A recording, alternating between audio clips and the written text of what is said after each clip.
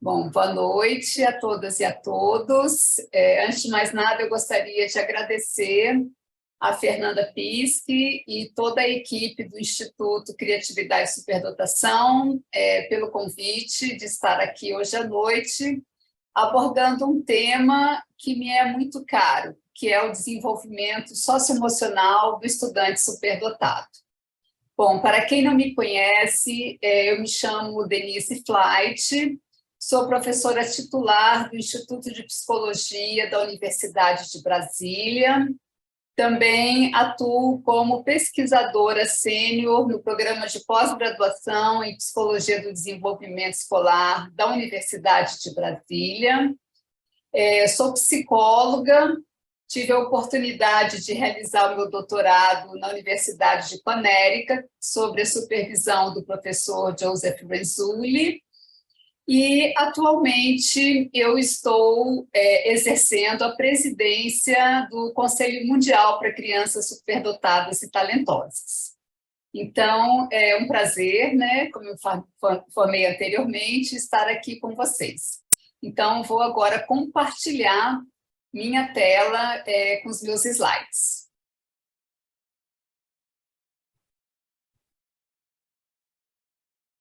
Ok. Acho que todos estão vendo. Bom, então, em relação ao desenvolvimento socioemocional do superdotado, né, o que nós sabemos a respeito, né? O que as pesquisas têm evidenciado a respeito dos fatores que contribuem, dos fatores que interferem negativamente no desenvolvimento socioemocional do superdotado, né? Então, quais são as evidências científicas que nós temos a esse respeito? E, a partir, né, dessas evidências, que caminhos devemos seguir? Tá? Quais são as alternativas, quais são as opções, quais são as estratégias que nós podemos adotar? Bom, imagino que muitos de vocês que estão aqui já tenham conhecimento sobre o tema da superdotação, né? Então, vale apenas relembrar, né, que a superdotação ela não é um fenômeno inato, não é um fenômeno estático, cristalizado, né? A gente não pode entender esse fenômeno dessa maneira, e muito menos como uma habilidade pronta, né? Ou seja, uma vez superdotado, sempre superdotado, ou com uma habilidade absoluta, ou seja, eu sou superdotada em qualquer área do conhecimento, em qualquer área da atuação, né? Então, não é uma habilidade pronta ou absoluta que o indivíduo tem ou não tem e que se mantém constante e estável ao longo da vida, né? Ao contrário, a gente tem que considerar a superdotação como um processo em desenvolvimento, né? Que envolve vários domínios, né? Domínio matemático, domínio verbal, domínio espacial, corporal, enfim, os diferentes domínios. Também envolve fatores cognitivos, intelectuais e fatores não cognitivos, que vai ser justamente o que eu vou abordar na minha fala hoje, né? E também lembrando que a superdotação ela é resultante, né, de processos de interrelações que se estabelecem entre o indivíduo, entre características do indivíduo e características do ambiente. Então, não é uma questão que diz respeito apenas ao sujeito, né? Não depende apenas dele o desenvolvimento dos seus talentos ou das suas potencialidades. O papel do ambiente, seja da escola, da família, da cultura, do ambiente social, é fundamental nesse processo. Bom, então, concluímos, né, a partir de uma citação de Renzulli, que a superdotação é um processo em desenvolvimento que ocorre em certas pessoas, sob certas circunstâncias, com níveis apropriados de apoio, tempo, esforço, investimento e escolhas, né? Então, de fato, dependemos das circunstâncias, das oportunidades, das experiências, do nível de estimulação, do nível de apoio, né? Para que esse potencial, para que esse talento possa vir a se desenvolver e se manifestar. Contudo, o que nós nos deparamos ainda, né? Muitos mitos sobre o superdotado, né? E eu selecionei aqui aquelas ideias errôneas, equivocadas a respeito do superdotado no que diz respeito ao seu desenvolvimento socioemocional, né? Então, podemos iniciar com aquela ideia de que todo superdotado tem um pouco de loucura, é uma pessoa esquisita, é excêntrica, né? Tem um parafuso a menos. Então, todo aquele estereótipo, né, do superdotado como aquele indivíduo vulnerável, fora da caixinha, né? Aquela pessoa que tem dificuldades de interagir com outras pessoas, né? Então, a gente observa ainda a prevalência de crenças com esse conteúdo, né? Também observamos ainda, né, um mito de que o superdotado tem maior predisposição a apresentar problemas sociais e emocionais, né? Como se o fato da superdotação causasse diretamente problemas sociais e emocionais, ou seja, como se o problema estivesse naquela criança, naquele jovem, naquele adulto superdotado. E o que a gente tem que entender é que, caso haja, né, algum problema social ou emocional, isso vai ser gerado em função das condições que nem sempre vão estar em consonância com as necessidades e características do superdotado. Então, a questão não é o problema do superdotado, mas de como as suas necessidades, como as suas características, elas são atendidas, né? Então, acho que a gente tem que ter muito cuidado, né? Muitas vezes eu ouço as pessoas falando: o superdotado ele tem dificuldade social, ele tem dificuldade emocional, ele é mais vulnerável, né? Ou seja, eu sempre falo, né? Todos nós temos, dependendo dos momentos que estamos na nossa vida, nós podemos estar mais vulneráveis do ponto de vista psicológico, né? Então, a gente tem que ter muito cuidado com essa relação, ao estabelecer essa relação de causa e efeito, ou seja, superdotação, vulnerabilidade psicológica, né? Então, as pesquisas não têm reforçado, não têm corroborado essa ideia de que o superdotado tem maior predisposição a apresentar problemas sociais e emocionais, né? Eu acho que a gente tem que ter uma outra leitura desse cenário. Outro mito é de que a aceleração acarreta problemas emocionais para o superdotado, né? Ou seja, pular série, fazer 3 séries em 2 séries, enfim, a entrada precoce na escola, a entrada precoce na universidade. Existem várias formas de aceleração, não apenas o pular série, né? E muitas vezes ainda tem esse imaginário, né, de que a aceleração vai necessariamente provocar algum desajustamento social ou emocional nos estudantes, né, acelerados. Então, de novo, né, o problema não é a aceleração, o problema é como a aceleração é realizada, né? É claro que não basta simplesmente colocar a criança numa série mais adiantada, né? É necessário uma preparação, é necessário uma avaliação dessa criança para verificar se a aceleração é a melhor alternativa para ela.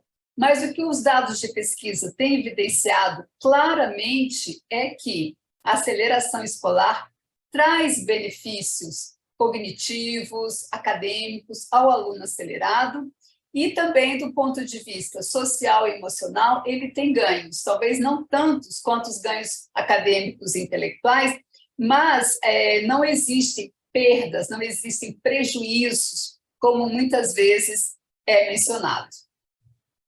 Outro mito é que a participação em programas especiais fortalece uma atitude de arrogância e vaidade no aluno superdotado, né? Então, de novo, tudo vai depender de como essa informação a respeito do seu potencial superior é dado a esse aluno, é trabalhado com esse aluno, como a família lida com isso, como a escola lida com isso, né? Então, todo um cuidado também na comunicação dessa informação. E, finalmente, o superdotado como aquele que apresenta dificuldades de relacionamento social, né? Então, um pouquinho do que eu já mencionei anteriormente. A gente tem que ter cuidado com essa relação direta, causal, né? superdotação, problemas emocionais ou problemas sociais. Bom, então, quem é esse aluno superdotado do ponto de vista socioemocional, né? Qual é o perfil do indivíduo superdotado a partir das suas características sociais e emocionais, né? Então, nós observamos, né, que muitas vezes esse aluno ele tem preferência por brincadeiras individuais, né?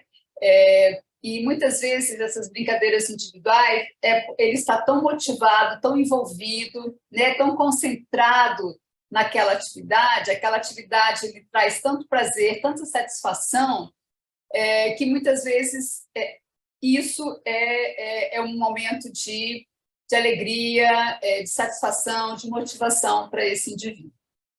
Preferência por amigos mais velhos, próximos a ele em idade mental, né? Muitas vezes os seus interesses não são compartilhados com os pares da mesma idade, e então ele encontra interlocutores em pessoas mais velhas, né? Então isso também é comum. Interesse por questões filosóficas, ecológicas, sociais, políticas e morais, né? Então o aluno superdotado ele fica indignado diante de injustiças, né?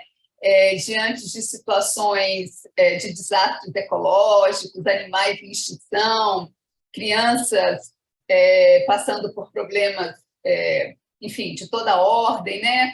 Então, isso mexe muito com o aluno superdotado, gera neles, muitas vezes, uma certa ansiedade, uma certa angústia, porque eles entendem a situação e muitas vezes não podem intervir, né, nessa situação, mudar a situação. Também são caracterizados como pessoas persistentes, independentes, curiosos, extremamente curiosos, criativos, né, que utilizam a sua imaginação, têm iniciativa. Muitas vezes também são pessoas líderes, né, nas suas áreas de conhecimento, nas suas áreas de atuação. Muitas vezes lançam mão do senso de humor como uma forma de criticar o outro, de criticar uma situação. Perfeccionismo, né, muitas vezes presente, né, e temos aqui que distinguir entre o perfeccionismo, digamos assim, saudável, entre aspas, que é aquele que eu vou fazer o melhor possível, né, eu vou tentar o melhor que eu posso, vou dar o melhor de mim. E o perfeccionismo neurótico, que é aquele que a pessoa fica consumido, né, pela situação, não consegue finalizar a situação, não porque uma tarefa, por exemplo, não porque não tenha condições, não tenha capacidade, mas porque nunca o seu desempenho é avaliado por ele como nunca estando muito bom, nunca sendo muito positivo, né? Como se sempre tivesse algo melhor a ser feito, né? E isso, muitas vezes, esse perfeccionismo neurótico leva o estudante a procrastinar a realização de tarefas, atrasar o envio, né, a conclusão de tarefas, né, e isso tem um impacto no seu desempenho escolar. E, finalmente, tendência a questionar regras, o não conformismo, né? Então, simplesmente não adianta estabelecer uma regra sem explicar o porquê, a função dessa regra, né? Uma regra ou uma norma que não tem um significado para o aluno superdotado, né? Ele vai questioná-la, né? Ele não vai se conformar simplesmente, né? Então, é importante que, sendo necessário estabelecer regras, o porquê, qual é a função dessa regra. Envolvimento intenso quando trabalho certos temas ou problemas, né, que seria essa motivação, né, que eu mencionei anteriormente. Pouca necessidade de motivação externa para finalizar um trabalho que é muito interessante, que eles percebem como estimulante, né? Também mencionamos aqui a presença da sincronia, né, que se caracteriza por uma discrepância entre diferentes dimensões do desenvolvimento. Então, nós podemos, por exemplo, ter uma criança que é muito avançada do ponto de vista intelectual, mas com um leve atraso, ou mesmo na média do ponto de vista psicomotor, por exemplo, né? Ou seja, o desenvolvimento psicomotor ele não acompanha o mesmo nível de avanço que o desenvolvimento intelectual, né? Então, Isso seria, por exemplo, um exemplo de assincronia, né? E muitas vezes os professores ou a família mesmo têm dificuldade de entender isso, né? Então, às vezes, é uma criança muito inteligente, academicamente excelente, e que muitas vezes se comporta como uma criança bem pequena, né? Chora, faz manha, birra, e muitas vezes os professores ou os pais veem, nossa, você é tão inteligente, mas se comporta como se fosse um bebezinho, uma criancinha, né? Então, é outro exemplo de assincronia, né? Entre essa discrepância entre o desenvolvimento cognitivo avançado e o desenvolvimento emocional, na média, um pouquinho atrasado, né? Então, isso que a gente poderia caracterizar como assincronia. E também outra característica muito presente no superdotado, que tem sido objeto de muitos estudos mais recentemente, é a hipersensibilidade ou as sobreexcitabilidades, né? Então, o que são essas sobreexcitabilidades? Bom, primeiro nós caracterizamos essa hipersensibilidade ou essa supersensibilidade a vários estímulos, né? Então, por exemplo, uma abundância de energia física, sensorial, intelectual, criativa, emocional, né? E por isso existem 5 formas, né? 5 modalidades de sobreexcitabilidade: a emocional, a intelectual, a imaginativa, a psicomotora e a sensorial. A sobreexcitabilidade emocional, né, ela se caracteriza como presente naquelas pessoas, né, que apresentam emoções muito complexas, alto níveis de empatia, compaixão, comportamentos de altruísmo, preocupação excessiva com o outro, né? Dando um exemplo para vocês, uma mãe comentou comigo que o filho assistiu aquela propaganda Médicos Sem Fronteiras, né? Em que os médicos estavam tratando das crianças no continente africano, crianças desnutridas, né? Com problemas de saúde, né? E ele, assistindo aquela propaganda, ele ficou extremamente preocupado com a situação daquelas crianças no continente africano e passou a noite inteira angustiado, chorando, preocupado com aquela situação, né? Então, sentimentos extremos, sentimentos de culpa, ansiedade, preocupação com a morte, entusiasmo, né, medo, ou seja, os sentimentos, né, manifestados nos extremos, né? Sensibilidade nos relacionamentos, então ele pode estabelecer um forte laço emocional a determinadas pessoas, a determinados lugares ou coisas. A sobreexcitabilidade intelectual, né? Ela se caracteriza como aquela mente questionadora, introspectiva, né? Ávida por conhecimento, uma habilidade de análise teórica, uma habilidade de síntese muito desenvolvida, né? Não deve ser comparada à inteligência, né? Porque a questão não não se trata da capacidade de resolver problemas, mas sim da paixão pelo processo de aprendizagem, da paixão por conhecer coisas novas, por adquirir novos conhecimentos, né? A curiosidade aqui muito presente também no sentido de ter essa busca pelo conhecimento, né? Então, desenvolvimento de novos conceitos e teorias, uma leitura intensa. Com relação à sobreexcitabilidade imaginativa, são pessoas, né, extremamente criativas, que fazem uso da fantasia, da imaginação, eles sonham acordados, né? Muitas vezes tem aquela atenção difusa, parece que eles estão em outro planeta, né? Mas eles estão sonhando, estão fantasiando, né? São pessoas que fazem muito uso de metáforas, de analogias, de imagens.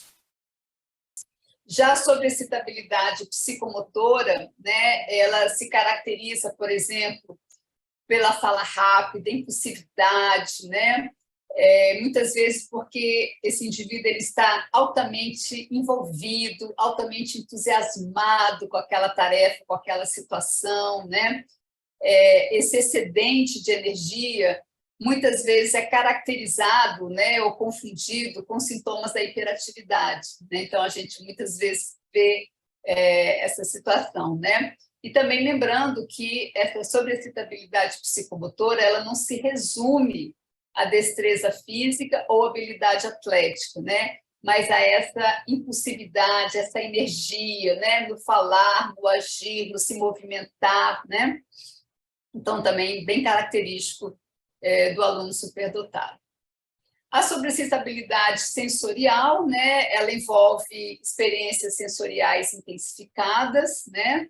E grande capacidade para apreciar objetos, a questão da estética é importante para ele, né? A questão sensorial, muitas vezes barulhos extremos, né, podem incomodar, cheiros extremos podem incomodá-lo, né?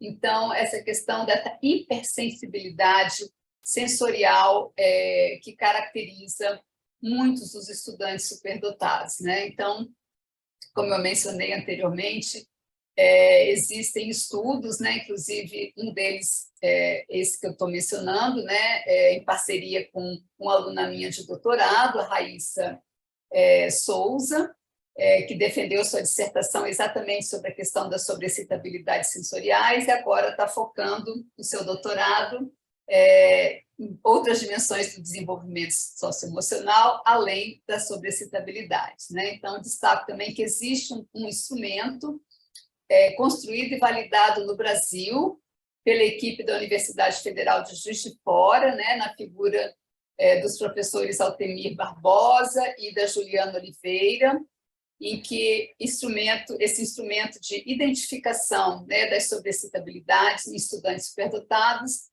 foi validado para o contexto brasileiro. Bom, quando a gente fala, então, né, então como promover o desenvolvimento socioemocional do superdotado, né? Então, lembrando a vocês, né, que o objetivo da educação, o objetivo máximo da educação dos superdotados, né, qual é? É fornecer a eles o máximo de oportunidades de autorrealização, do desenvolvimento de suas potencialidades, né, do seu bem-estar, né, com vistas, né, a promover, né, o bem-estar individual e também possibilitar contribuições desse indivíduo ao bem comum, à coletividade, à sociedade, né? Então, a gente foca no desenvolvimento de talentos, né, buscando, né, um bem-estar para esse indivíduo, mas também pensando como esse indivíduo pode contribuir para uma sociedade melhor, né, para um mundo melhor. E, a partir daí, eu trago aqui a teoria de Renzulli, que é a teoria com a qual eu trabalho, né, que é a teoria para o desenvolvimento do potencial humano. Essa teoria ela visa compreender o desenvolvimento cognitivo, acadêmico, socioemocional do superdotado, e ele apresenta 4 subteorias, né, que fazem parte, que integram essa teoria para o desenvolvimento do potencial humano, né? As 2 primeiras são mais difundidas aqui no Brasil. O modelo dos 3 anéis da superdotação, que eu acho que todos vocês, ou muitos de vocês já devem ter ouvido falar, né? A superdotação como resultante de 3 dimensões: habilidade acima da média, envolvimento com a tarefa e criatividade. Lembrando que habilidade acima da média não significa necessariamente habilidade intelectual ou QI, pode ser habilidade em qualquer área, em qualquer domínio, tá? E lembrando que o professor Renzulli utiliza o termo comportamentos de superdotação ao invés de ser ou não ser superdotados, né? Mas o indivíduo apresenta comportamentos de superdotação.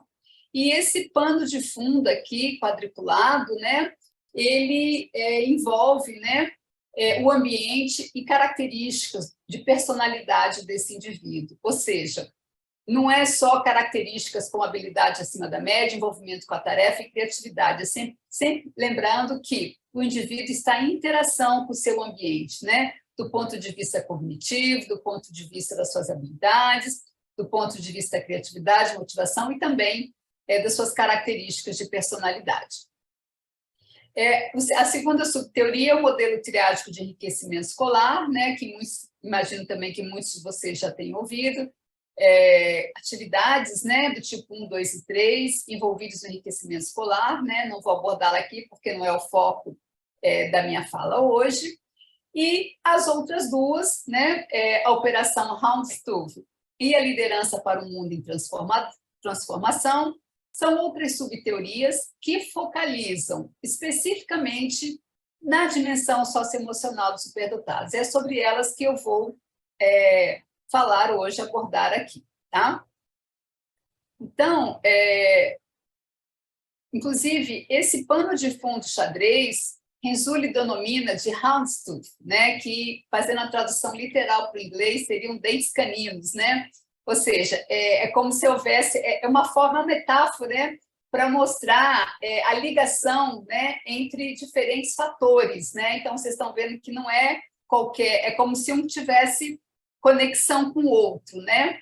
Justamente para mostrar que há toda uma interdependência dos fatores, né? A gente não pode entendê-los de maneira isolada, descontextualizadas. E aqui, então, tem as 4 subteorias, né? Então, hoje nós vamos focar especificamente na Operação Houndstooth e na liderança para o mundo em transformação. E aí, o professor Renzulli sempre pergunta, né?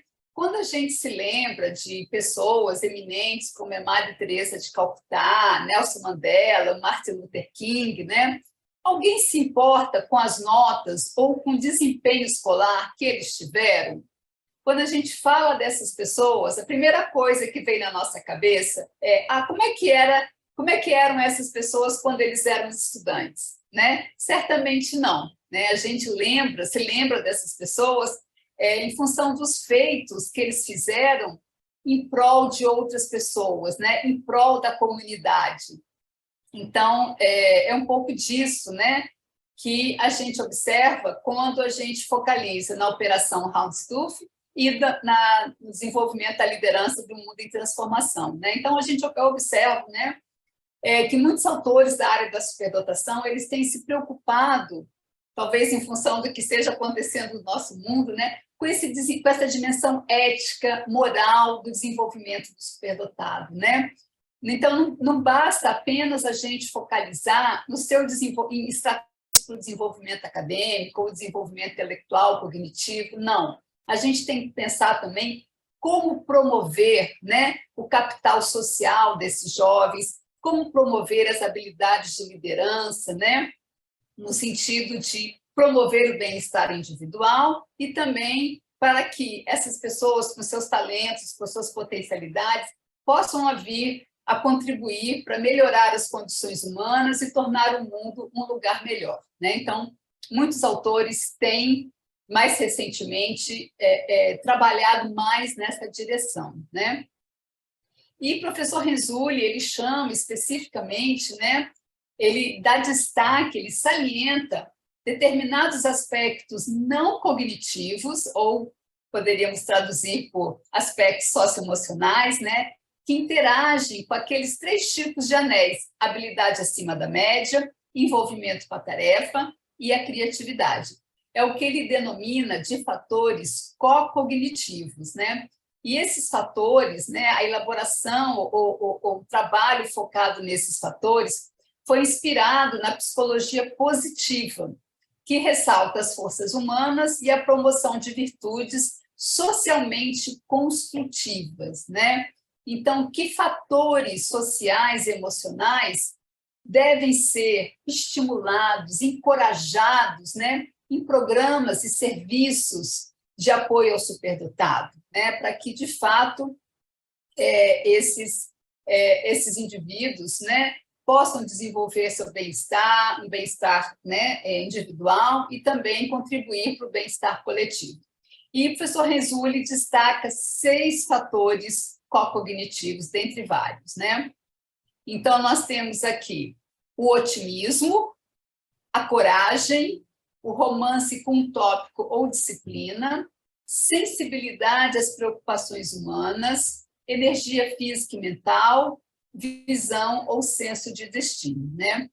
E esses 6 fatores co-cognitivos, né, eles focalizam no otimismo a importância, né, de se trabalhar a esperança junto aos nossos estudantes, né, sentimentos positivos, né, oriundos da dedicação ao trabalho, do investimento no trabalho, né, sentir-se bem realizando uma tarefa, a coragem, né, para defender seus pontos de vista, né, para ser independente do ponto de vista psicológico, intelectual, né, o romance com um tópico, uma disciplina, essa motivação, esse envolvimento, essa paixão, gostar do que faz, né? Isso faz a diferença no desempenho e isso também promove o bem-estar ao indivíduo. A sensibilidade às preocupações humanas, né? A questão do insight, da empatia, do altruísmo, né? Da preocupação com o outro, a energia física e mental, a questão da curiosidade, né? Dessa presença, do investimento físico nas atividades que desenvolve, e, finalmente, esse senso de destino, né? Esse sentimento de que eu posso mudar as coisas, né? Que eu posso fazer a diferença, né? Que eu tenho uma missão a ser cumprida, né? Que eu tenho um objetivo a ser alcançado. Então, ter um senso de destino, ter uma visão de destino, isso faz uma diferença também na vida do superdotado e, digamos assim, promove o seu desenvolvimento, né? O seu avanço moral, ético, emocional. Com relação à liderança para o mundo em transformação, que seria, então, a quarta subteoria, o que a gente observa, né?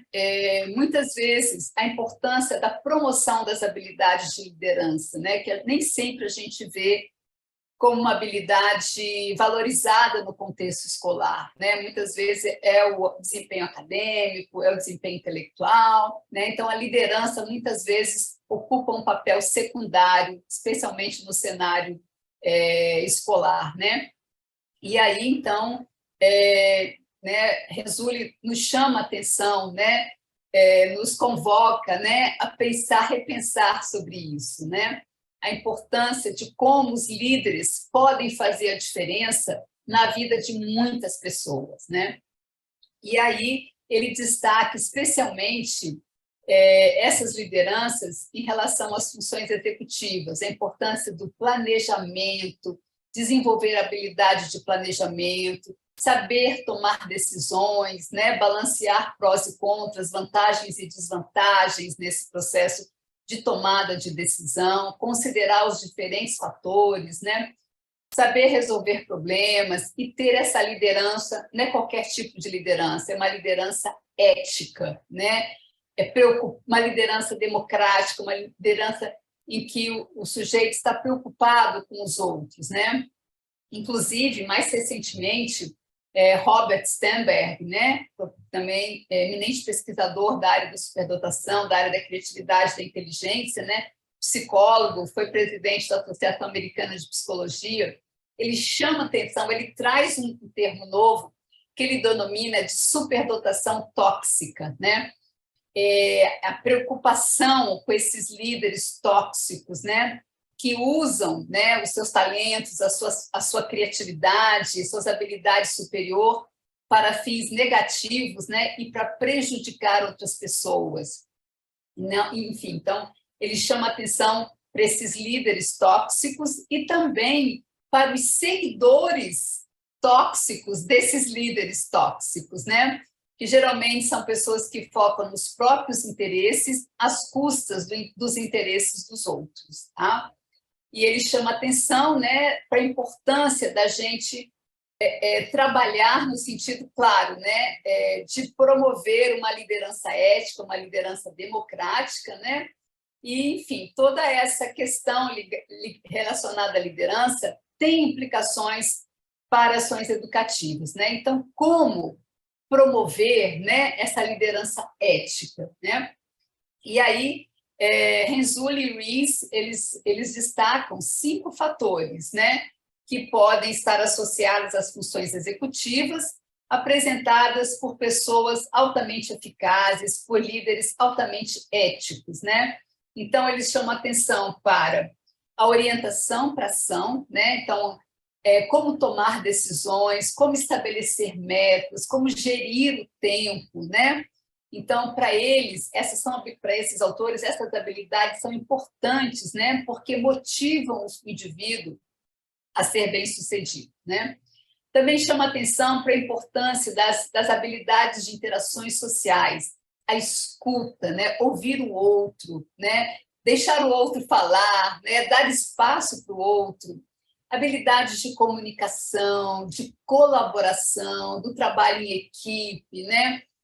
O delegar tarefas, né? Enfim, confiar no outro. Então, também a importância, né, das habilidades de interações sociais, a liderança altruísta, né? Ou seja, confiar no outro, delegar funções, trabalhar em equipe, né? Também a autoavaliação ou autoconsciência realista, ter consciência dos pontos positivos, dos seus pontos fortes, né? E também das suas limitações. Então, a importância de se trabalhar o que? A humildade também, né? Ou seja, eu não sei tudo, eu não sou a pessoa mais inteligente do mundo, mais talentosa do mundo, né? Eu tenho os meus pontos fortes, eu tenho meus talentos, né? As minhas habilidades bem desenvolvidas, mas também tenho consciência das minhas limitações, né? E a consciência também, desenvolver essa consciência sobre as necessidades dos outros, né? A questão da empatia, da tolerância, né? Da paciência, da gentileza, saber se colocar no lugar do outro, né? Ouvir o que o outro tem a dizer, né? Usar palavras gentis, contribuir para o crescimento do outro, né? Então, acho que isso são algumas dos fatores, né, que Renzulli e Rees associam a uma liderança ética e que precisam ser trabalhadas, especialmente no contexto escolar, né? Então, o objetivo, né, dessas ações educativas seria construir e implementar estratégias de ensino que sejam capazes de transformar o potencial superior dos indivíduos superdotados em ações voltadas para a coletividade e para o bem-estar social. Então, ou seja, o talento não é só para gerar sucesso, lucro, né, ganho para o indivíduo, mas também como esse talento ele pode ser colocado em prol do bem-estar coletivo. E aí também Renzulli traz algumas estratégias para o desenvolvimento dos fatores cognitivos, né?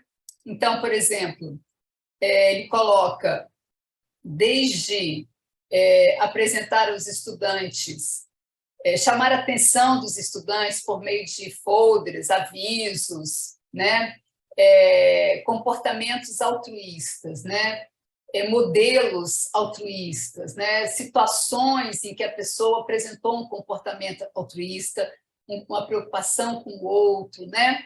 Então, trazer algum recurso visual que chame a atenção, né? Também propõe realizar intervenções, tipo diálogos, debates, né? Que possam dar oportunidade aos indivíduos superdotados de discutir questões éticas, morais, de liderança, né? Então, criar situações ou promover debates, né, em que essas dimensões possam ser discutidas, né? Apresentar um vídeo, discutir um filme, né? Um livro, né? Em que essas questões possam ser discutidas, né? Depois, colocar, né, inserir estudante em situações no quais ele tem oportunidade de desenvolver aspectos morais e éticos, né? Ou seja, ele podemos, por exemplo, lançar mão de dramatizações, simulações, jogos, né? Em que ele tenha oportunidade de vivenciar, de se colocar no lugar do outro, né? E, finalmente, colocar o estudante em contato com situações que situações práticas, né? Por exemplo, trabalhos de voluntariado, né? A gente vê, por exemplo, nos Estados Unidos, que isso é muito valorizado, né? O envolvimento do estudante com trabalhos de voluntariado e projetos comunitários, né? Então, é comum, por exemplo, quando você se aplica para uma universidade, não são só as suas notas, né, que são consideradas, mas também essa dimensão, né, do trabalho voluntariado, dos projetos comunitários, ou seja, você já participou de alguma ação, de algum projeto de voluntariado, né, de alguma ação comunitária, né? Então, isso é muito valorizado, especialmente na cultura norte-americana, né? E isso conta pontos para o estudante, né? E aqui no Brasil isso é menos enfatizado, eu diria, tanto por parte da escola quanto por parte da família.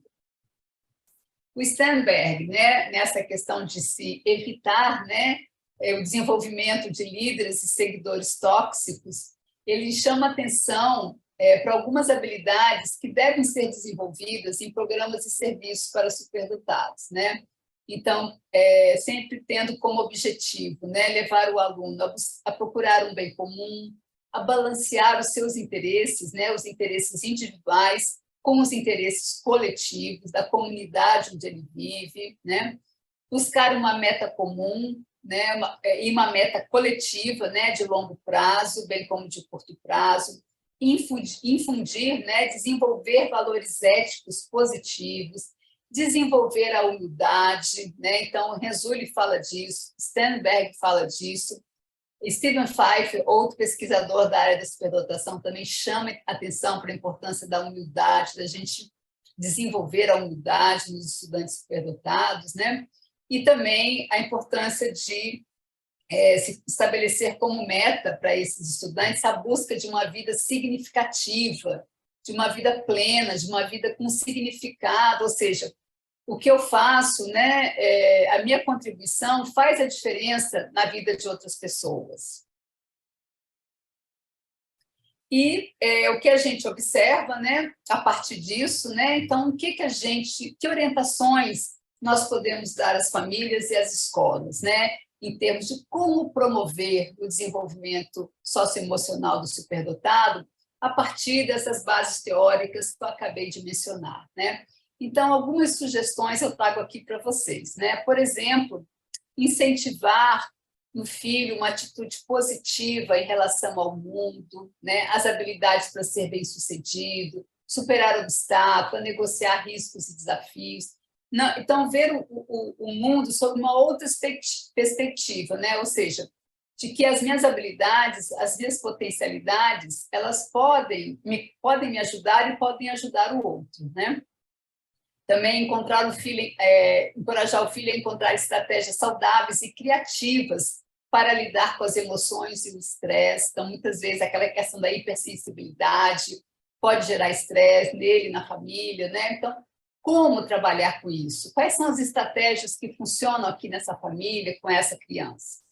Encorajar o filho a trabalhar cooperativamente, a compartilhar, a se colocar no lugar do outro, né, a balancear o bem-estar individual com o bem-estar coletivo, né? Então, as habilidades, né, características como empatia, altruísmo, mostrar ao filho que o bom líder incentiva os outros a comunicarem as suas ideias e sugestões, né? E que não é ele ou ela que deve sempre tomar essa decisão. Trabalho em grupo e alternância nos papéis de liderança são importantes também, né? Todos têm a contribuir. Validar os sentimentos dos filhos, né? Então, quando os filhos estiverem chateados com alguma coisa, em vez de dizer, ai, que besteira, para com isso, não foi nada.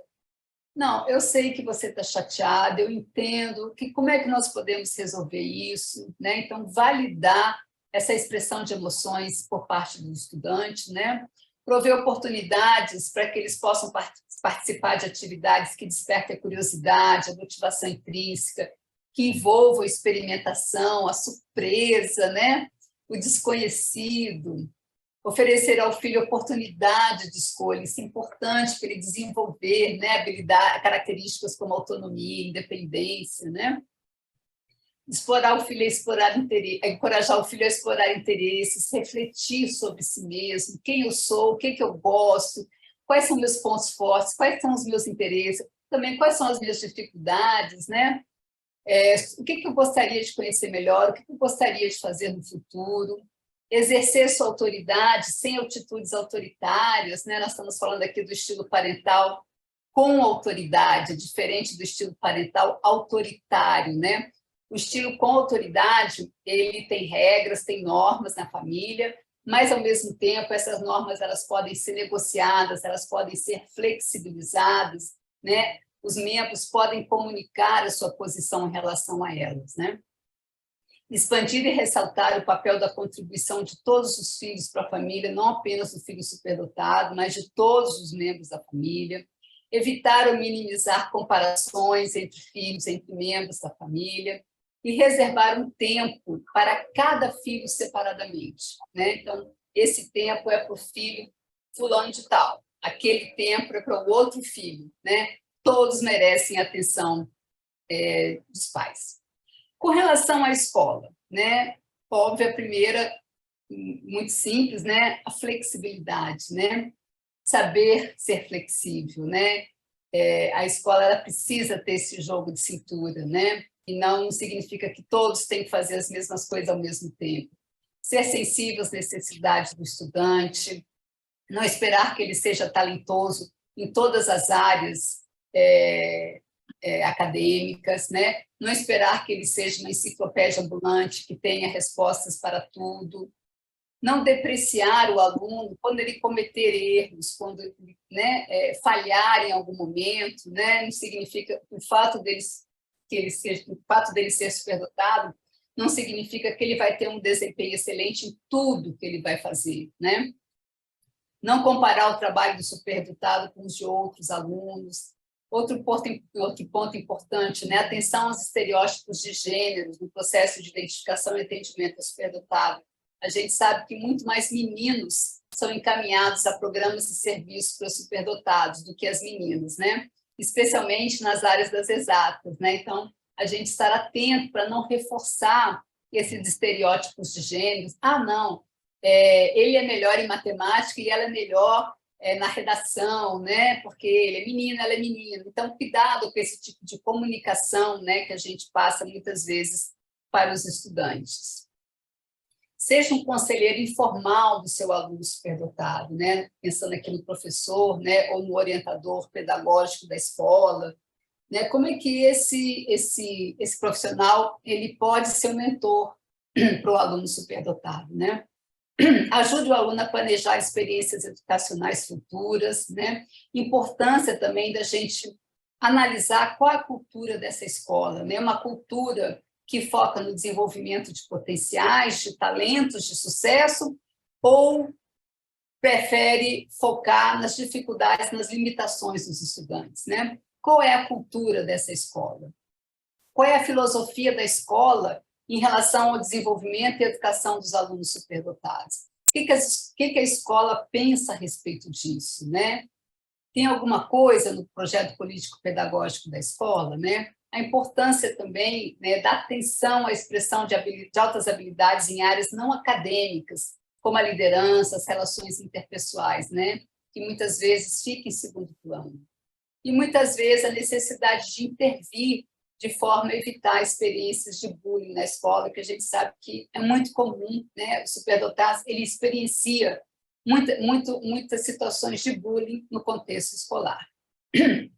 E, para finalizar, né, sempre lembro a vocês aqui a famosa frase do Nelson Mandela, né? Uma boa cabeça e um bom coração formam sempre uma combinação formidável, né? Então, não basta a gente investir apenas, né, no desenvolvimento intelectual, no desenvolvimento acadêmico, no desenvolvimento cognitivo, mas também a gente precisa investir, promover o desenvolvimento social, emocional, ético, moral dos nossos estudantes superdotados. Aliás, de todos os estudantes, né? No nosso caso aqui, nós estamos falando dos estudantes superdotados. Bom, agradeço a atenção